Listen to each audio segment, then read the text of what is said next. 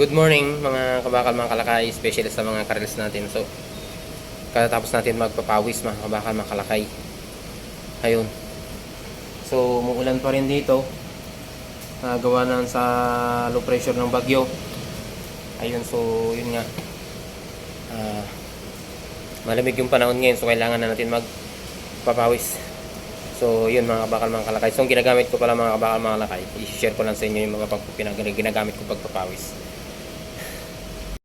Ito lang pala mga kabakal, mga kalakay, yung mga ginagamit natin. So, ito, pwede siyang gawing barbell. Ayun, so dumbbell tayo.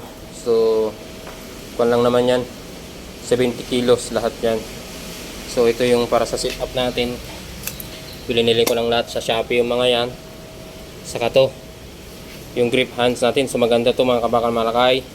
Maraming nakukanto sa chest, sa bicep, tricep, lahat. Ang dami na nakakon na muscle ito. Ito 30 pounds, 30 ko lang to. Pounds lang, 30 kilos. Ay 30 pounds ba? Saka itong sit push-up board natin mga kabakal, ayan. So yun lang yung So mga kabakal, yun lang yung mga ginagamit kong pagpapawis sa umaga. Ayun. So napaka-importante para sa akin, ayun, nakakapagpapawis ng umaga. Ayun.